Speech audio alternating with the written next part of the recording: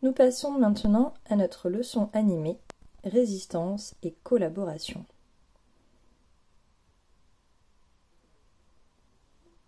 Résistance et collaboration. Après l'armistice du 22 juin 1940, signé par Hitler et le maréchal Pétain, la France est coupée en deux. Au nord, la zone sous occupation allemande, au sud, la zone libre, sous contrôle du régime de Vichy. Pétain reçoit les pleins pouvoirs et supprime les libertés démocratiques. Très vite, il collabore avec l'occupant. Il accepte d'Hitler des conditions dramatiques pour les Français. Sous l'occupation, la vie est rythmée par les rationnements draconiens, les longues heures de queue devant les magasins.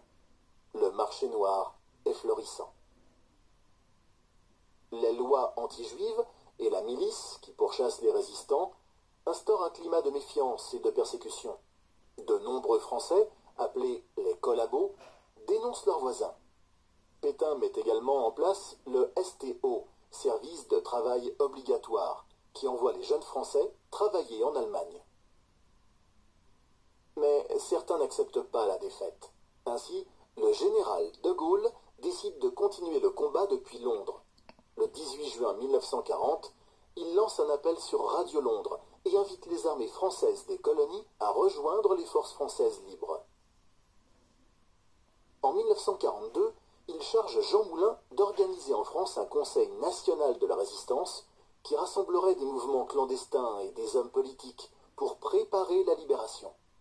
Mais Jean Moulin est arrêté et torturé à mort par la police politique allemande nommée la Gestapo.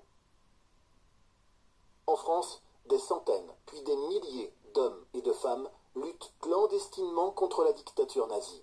Certains distribuent des tracts et des journaux clandestins, d'autres animent des réseaux de renseignement, d'autres encore prennent les armes et organisent des sabotages, des attentats. Certains d'entre eux partent se cacher dans le maquis, en montagne ou en forêt. Ces maquisards forment des groupes armés, reliés entre eux et à la France libre grâce aux messages codés de Radio Londres.